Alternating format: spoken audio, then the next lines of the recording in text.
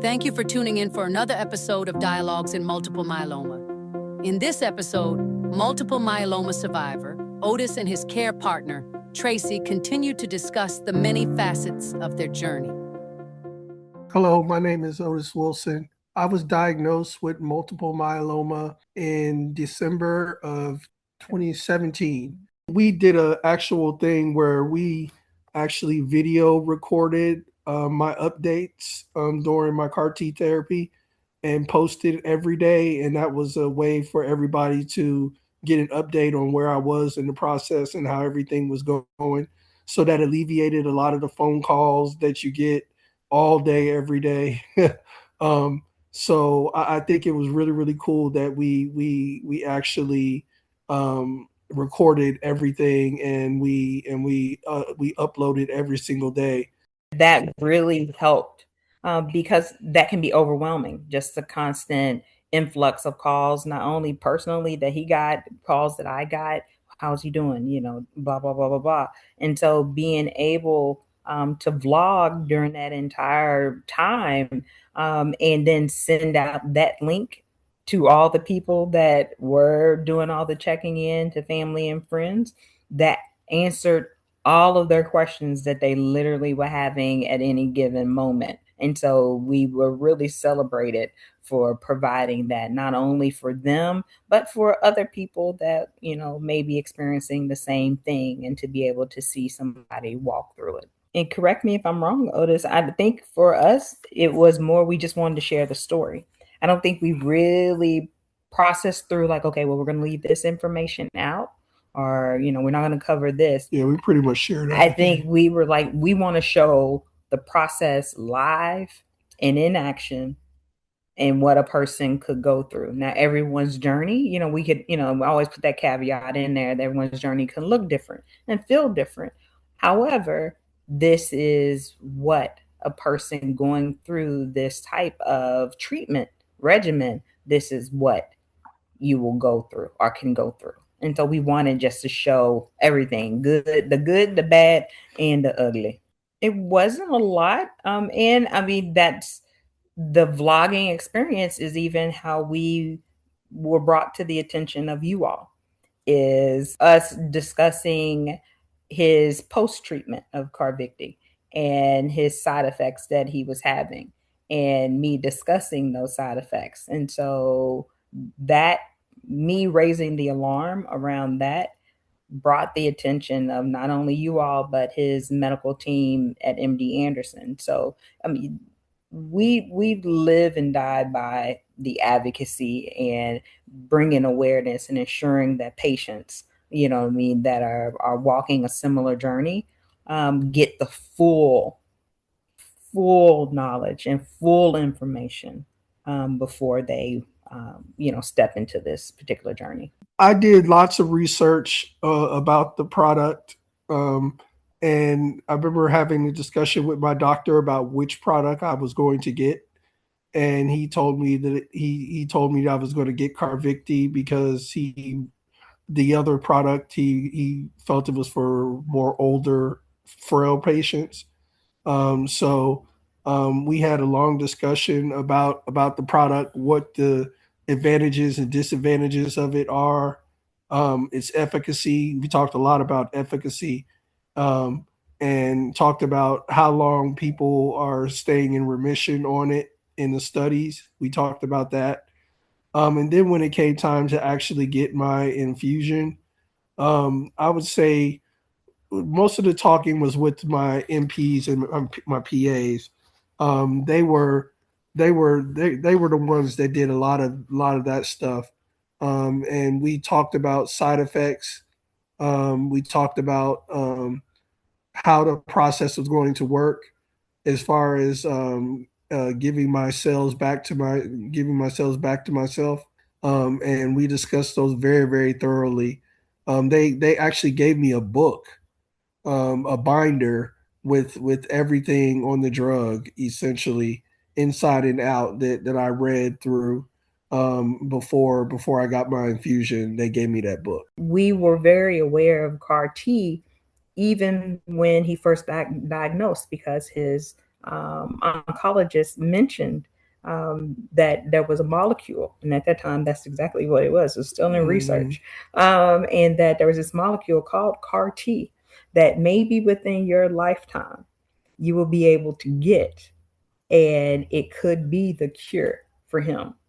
And that was 2018, I think, when he was mentioning this. So to see how fast science moved, and then he was able to get it in 2024 is just the marvel of science, and just has me in awe. So I would say those are the things that I did to prep and get prepared. For me, it was just wanting to know, one, the disease state.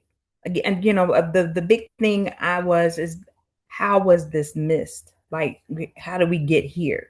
And so just trying to get a clear understanding of that trajectory for him, because one of the things that I'm very passionate about is looking at those health disparities and health inequities. And people of color are usually diagnosed, at a much, later course in their disease state. And it's because, again, people are not identifying it sooner. And so that's what I wanted to identify, is how can we avoid that for other people? How can we bring more awareness? So just doing research on the health disparities around it, and then just wrapping my head around, okay, the treatment regimen. Well, what is this treatment regimen? How is it going to impact him? How is it going to impact his daily life, his quality of life? Getting ready for stem cell, then getting ready, and then when he relapsed, what does that look like? Okay, and then getting ready for CARVYKTI. When I got the actual infusion, I actually had an allergic reaction to the molecule itself, and I developed. It started literally at the top of my head, and I started getting this warm feeling, and it worked its way down. And I'm sitting there, and I'm talking to them, and I'm telling them about it, and I'm thinking that it's just part of the process, and and immediately the nurse practitioner started asking me questions, and next thing you know, they went into action, and they gave me Benadryl, and they almost got to the point where they had to give me an EpiPen to bring me back, because it worked its way all the way down my body. So that was very, very scary, and very, very informative time. Uh, going through the process, and they literally did not stop giving me the CARVYKTI. They continued to infuse the product into my body. So yeah, that was very, very scary. Otis has been the poster boy of the less than 2%ers. So he's had a lot of the less than 2% complications with his particular CAR T, that I don't think the providers were armed and knew. A lot of the discussion was around what they're familiar with, what they had seen, what was in clinical practice. They've seen, you've seen this, 100 times. Why not see it, me in another 100 times? And so didn't really talk about the things that were the outliers. They didn't talk about the zebras.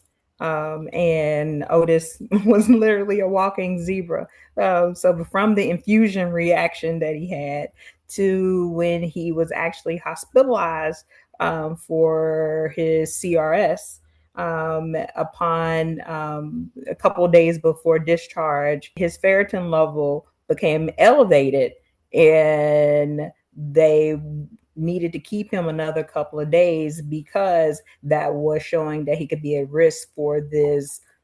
Less than 2% of patients can have this particular complication, but the ferritin level elevation was the red herring to let them know that it could be possibly happening, and we can't send you home, because if it actually converts over, then it is life threatening with a high mortality rate. So he stayed, ferritin level came back to normal, and he was fine.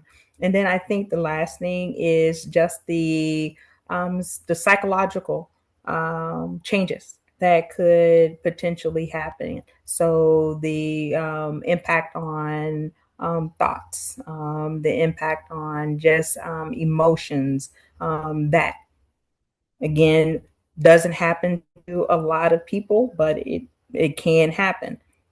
Otis was a part of that group that it happened to. So I think that has been the thing of telling the full story and not just what is common practice. I have a constant feeling that I can never achieve what she achieved for me. I'm constantly asking her, "How are you feeling? How's everything going? Do you need anything?"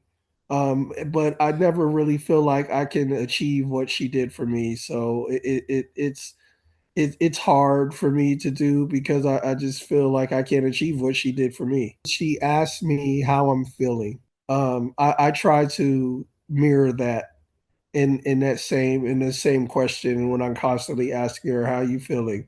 Are you okay?"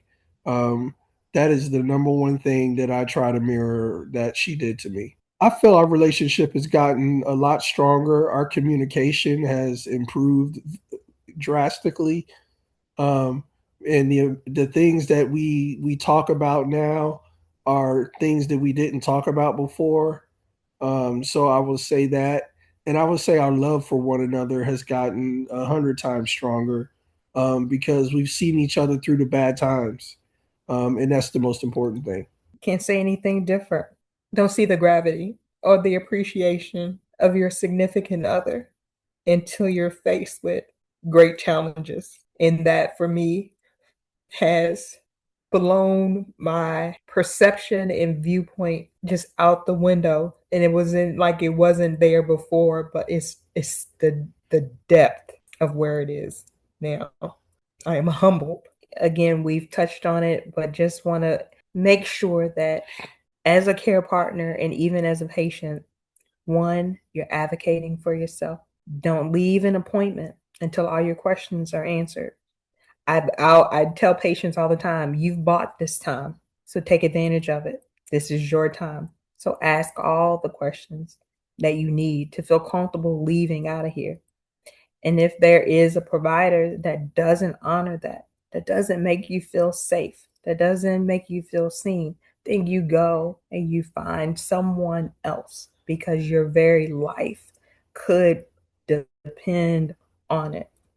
And then activate your community, take care of yourself, do your self care, because you're going to need it in the journey. Stay tuned for more episodes and dialogues in multiple myeloma.